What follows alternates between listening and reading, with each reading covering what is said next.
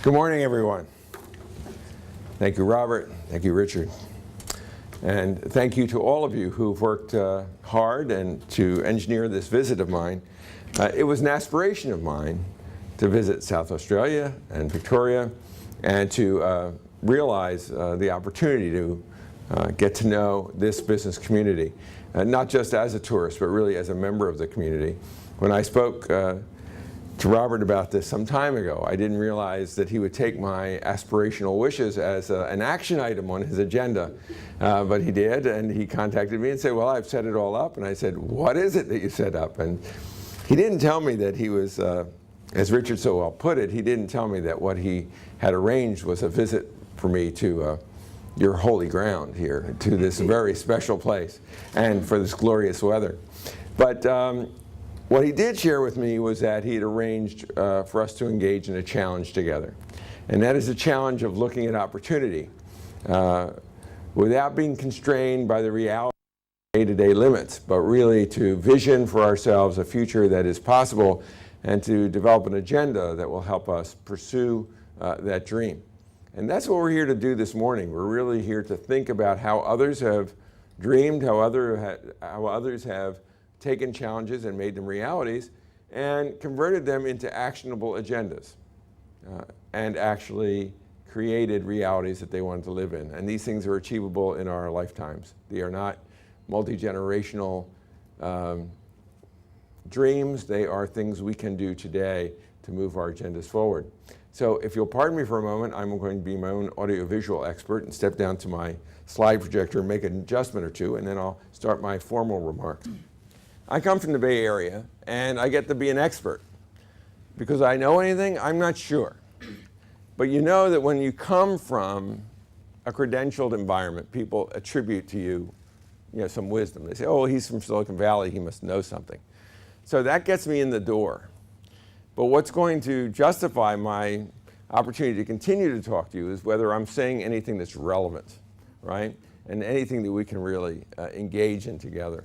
If I'm giving you a one-way lecture, I think we can all go somewhere else and enjoy the morning. So what I want to have is a conversation, if that's possible. So that causes me to come off the podium. It causes me to be closer. It also causes me to hold a handheld microphone. That's because if you have a question or an insight and you want to share it, please raise your hand and I'll give you the microphone. Because we can learn as much from each other as certainly you can learn from me. So Richard already said something I think that's a theme that you're going to hear throughout, was the need to integrate great thinking with action. And he was pointing to your fantastic university here and the success that it's been having lately. But he was disappointed to report in the discontinuity that happens, maybe not here so much, but elsewhere, between what goes on at the university and what goes on in the business community, which means the great opportunity, of course, to work toward bridging those gaps. Well, at the University of California, Berkeley, we have the same problem. I know Silicon Valley, I was supposed to know that, wisdom from abroad. I was supposed to represent success in commercialization of technology. Well, commercialization of technology, innovation, entrepreneurship is a challenge for all of us.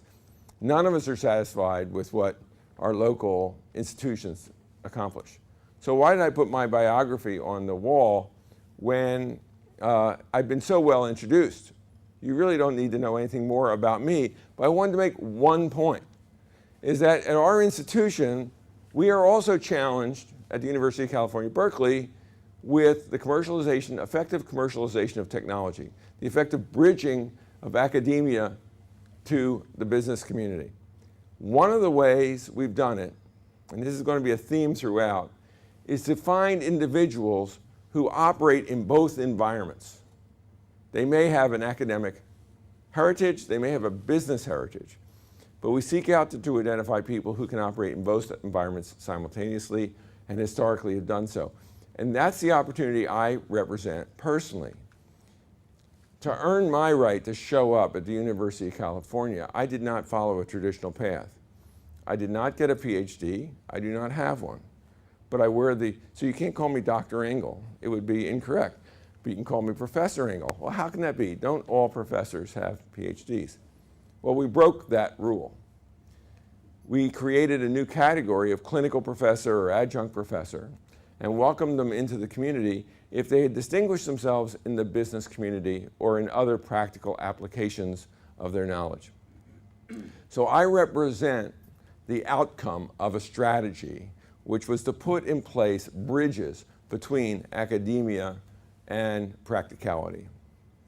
Those human bridges are likewise, as we'll discover later in our discussion together, an element of what is necessary when we talk about bridging business communities. One of the themes we'll have today is how do you not only establish, in my terminology, a cluster of innovation here in Geelong, based on your core strengths that you have in Geelong, which is essential, but how do you accelerate that development? And in my research and study, I've come to the conclusion that one of the easiest ways to accelerate that development is global connections.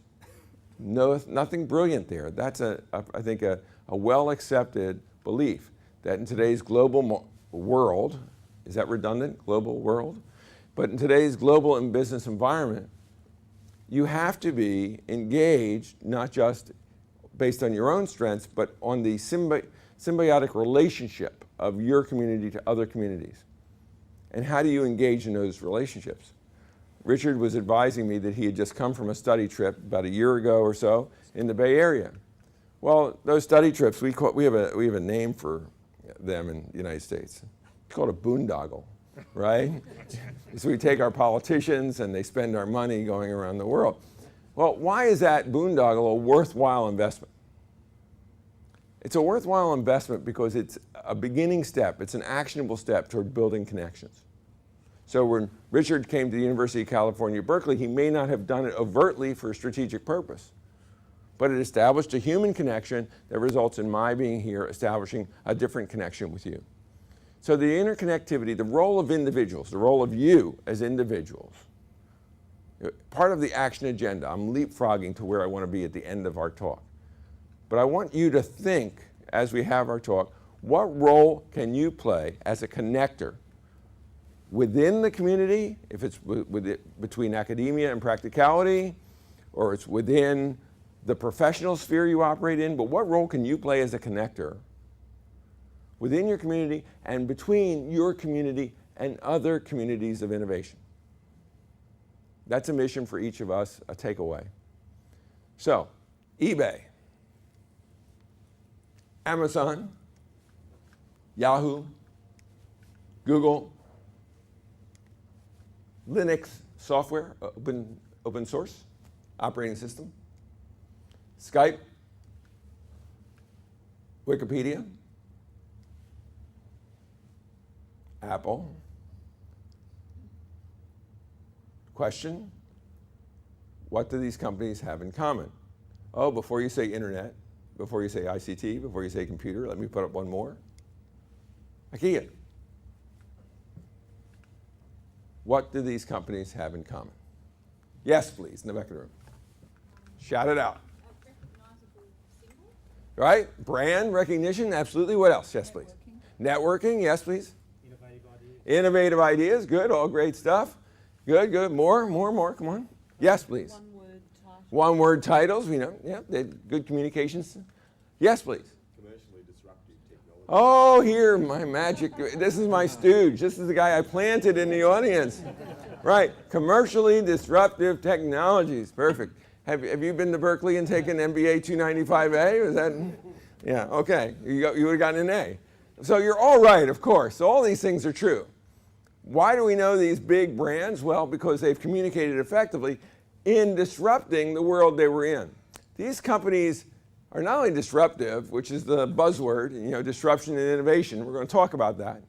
But I'll go so far as to say that their disruption was destructive at a level.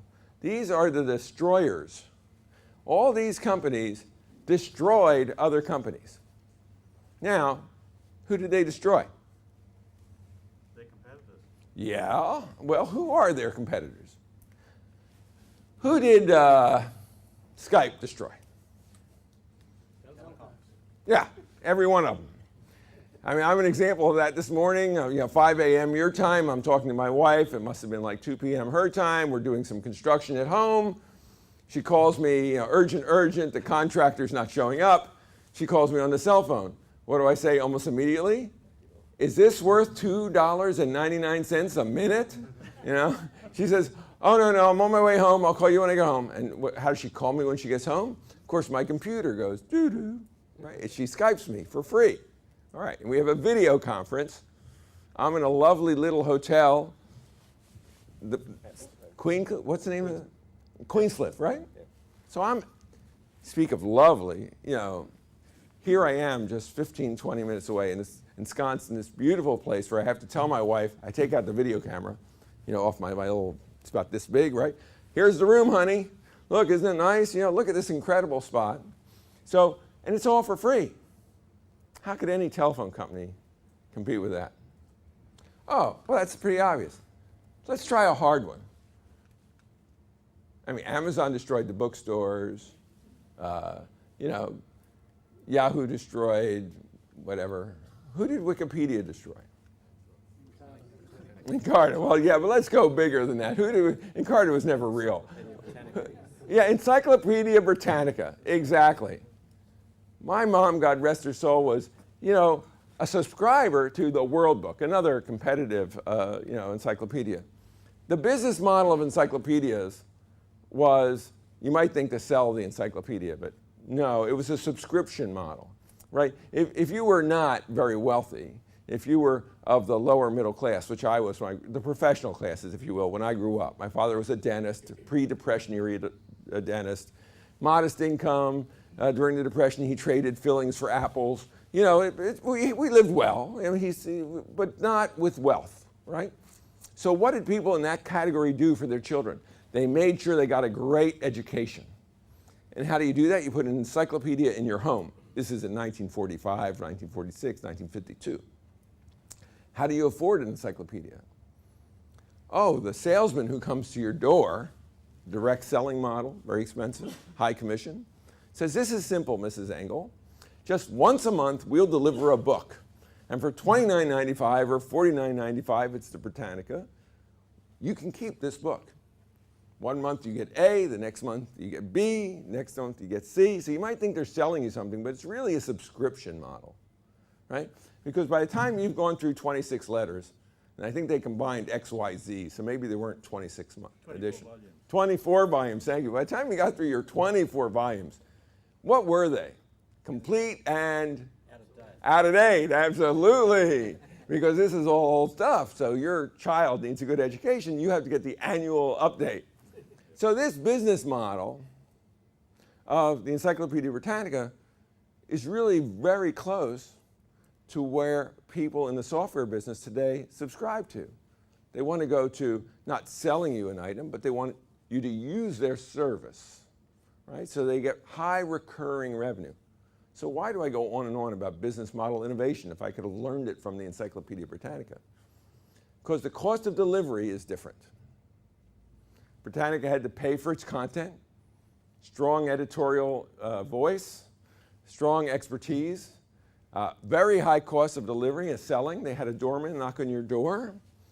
Strong commissions, probably 30% of the revenue went for the commission for the salesman. Wikipedia's business model. Content's free. Access is free. I'm sorry? They get their copy for free. Yeah, the content is free, absolutely. They don't have a business model. My goodness gracious, it's a not-for-profit organization. So the world's upside down in terms of content delivery and business models. The velocity of change is dramatic. The disruption, as my colleague in the blue shirt, what's your name? Stuart. So my A student back here, Stuart. When I get in trouble today, we go to Stuart, right? So as Stuart said, they're disruptive. Here's IKEA destroyed all the furniture stores, right? Especially the people that sold more than, didn't specialize in furniture, right? If the department, in my language, it would have been called a department store, where a store you went to sold a wide variety of quality goods, and they sold furniture. Can't compete with somebody that specializes in low-cost manufacture, et cetera, et cetera.